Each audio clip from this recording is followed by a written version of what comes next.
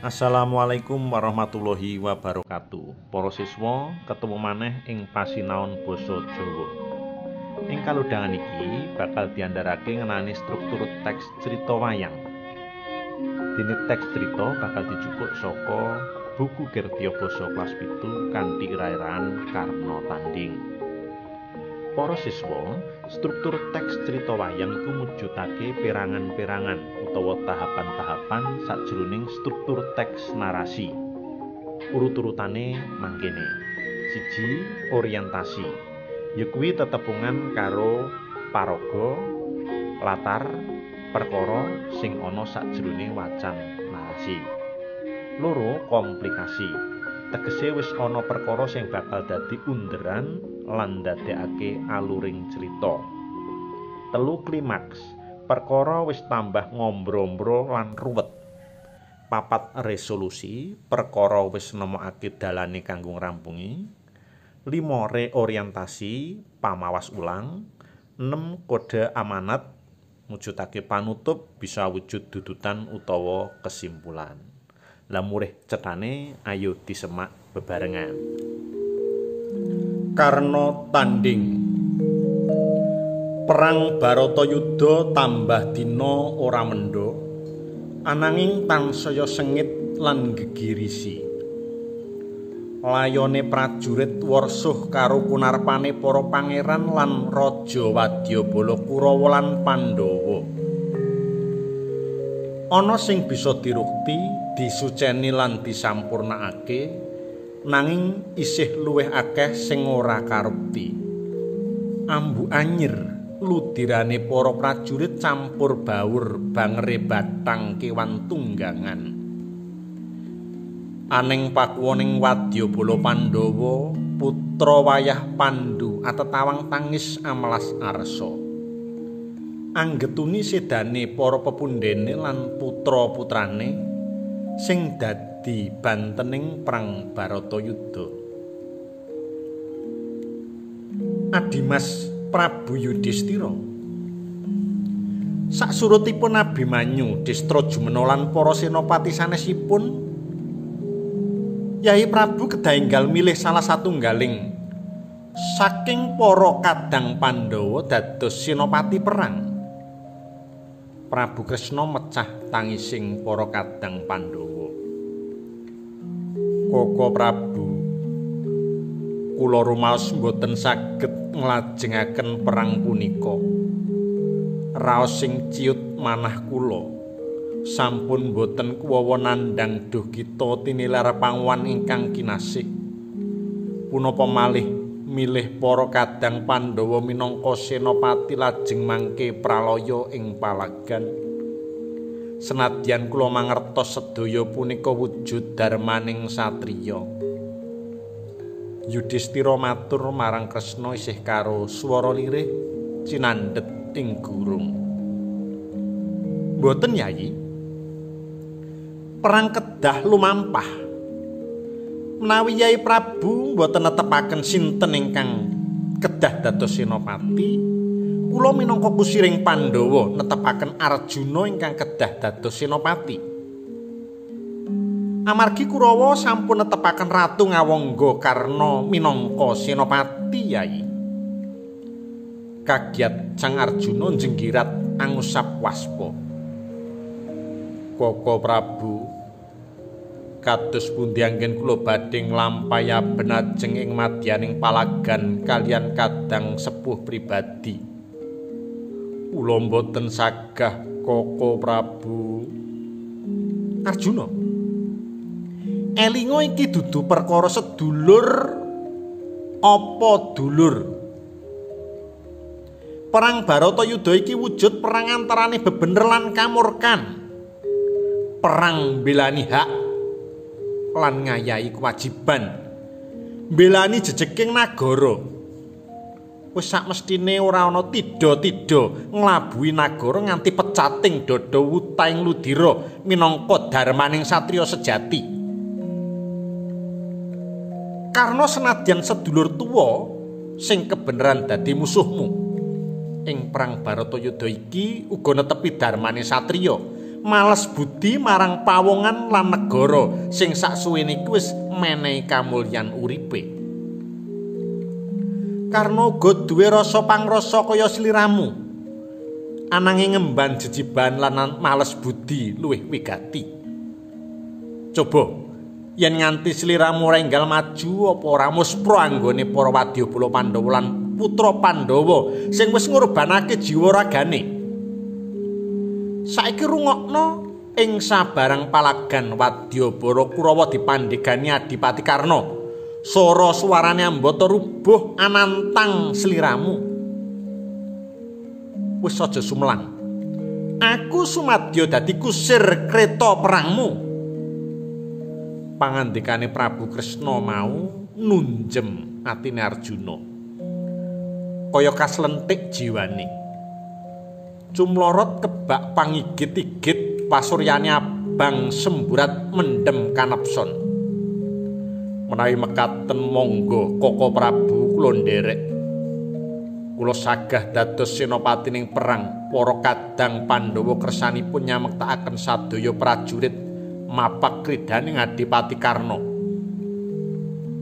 Sigra sang senopati Arjuna nyengklak kreta perang kinusiran sang Prabu Kresna.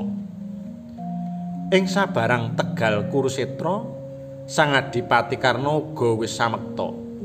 Kreta perang kinusiran sang Prabu Salya. Cekaking carita aning satengeng palegan tegal Kurusetra katon satriya loro tan bisa kabedakake. Pindha jambe sinigar, pawakane, pasuryane, panganggone, sanjatane, kekarone mudhun saka kreta. Kang Mas Adipati Karna pun rayi ngaturaken sembah pangabekti ugi nyuwun agunging samudra pangaksami sampun kumawantun lan cumantaka dumateng panjenengan wonten ing palagan punika. Ugi ngaturaken welingipun pun Ibu Ratu Kunti. Sejatosipun dereng telat menawi panjenengan kersa makempal nunggil sawiji kaliyan sedaya kadang Pandhawa. Arjuna lumajar banjur ngrungkepi padane sang Adipati Karna. Ora ana sing perlu di ngapura adhiku Arjuna. Aku lan sliramu ora ana bedane. Iki mung saderma ngayahi wajib darmaning satriya tama. Ngerti ya? Aku wis janji karo Ibu Ratu Kunti yen to aku tetep njaga Pandhawa 5, dadi ora ana Pandhawa nenem. Mula ing kene mengko sapa sing bakal pralaya, aku apa sliramu? Pandhawa tetep 5 kaya janjiku marang ibu. Pangandikane Adipati Karna karo ngangkat baune Arjuna. Tempuk pandelenge satriya loro mau sumarating netra. Ana asih, ana greget. Ana kesumat campur aduk. Menawi mekaten Kakang Adipati Karna, monggo enggal karampungaken jejibahan punika. Arjuna matur sembah lan sumadya nyengklak kreta perang. Semono uga Adipati Karna. Ing satenging palagan perang campuh anggegirisi. Swara Kurawa lan Pandhawa adu katyasan pindha banteng ketaton. Satriya kekarone uga ngetok kasudibiyane. Sanjata panah lumepas pindhane udan.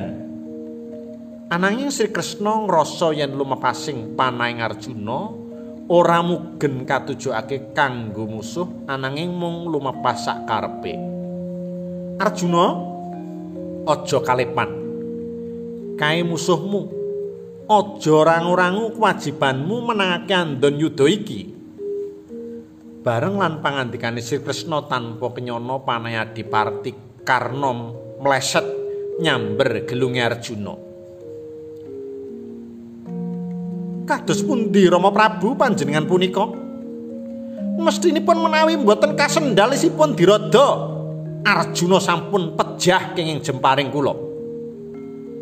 Adipati nguman-uman Rama mertuane karo mudhun benakake rodane kreta kejeglong awit anggone nyendal Prabu Salya kebanteren. Rodane kreta kejeglong. Diuman-uman mantune Prabu Salya mendel kewala. Amung ing batine ngendikan, "Aku lila, kowe sing mati tinimbang Arjuna." "Ayo Arjuna, enggal dipungkasi. Pasopatimu gunakno," perintahe Prabu Kresna marang Arjuna. Tanpa kumecap panah Pasopati wis lumepas. Adipati Karna sing nembe wae mapan munggah ing kreta tanpa bisa endha panah Pasopati tumancep nunjem dada sakala ambruk umalasa mental saking kreta. Arjuna weruh Adipati Karna ketaman panahe lan mental saka kreta enggal mlesat pindha tatit diarah aja nganti anggane Adipati Karna tumiba ing bumi.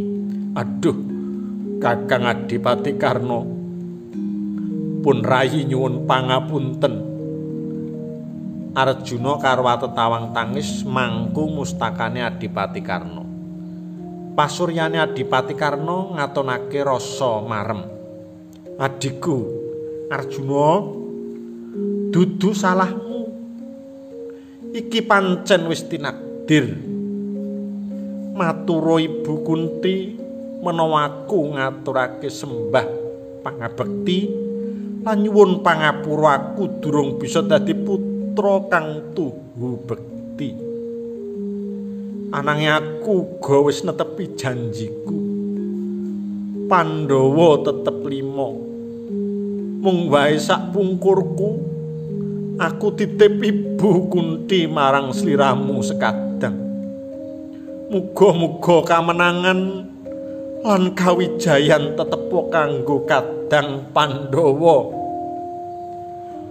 Bubar ngendikan ana cahya putih cumlorot metu saka anggane Adipati Karna mumbul ngawiyat tumuju swarga. Ninggal Arjuna sing atetawang tangis sinambi mbopong kunarpane sang Adipati Karna tumuju pakuwane Pandhawa. Kunarpane Adipati Karna karukti dening para kadang Pandhawa kairing donga puji. Iku minangka bukti yen tali paseduluran apa maneh tunggal bapa lan ibu ora bakal bisa kapisah lan pedhot krana urusan donya. Para siswa, wis cetha ya ngenani struktur teks cerita wayang. Menawa wis gamblang, saiki tugas. Coba golek teks cerita wayang ana ing internet utawa buku, manawa ing kirtya basa ana sumantri ngenger. Banjur tuduhna perangan struktur teks kanthi rumus.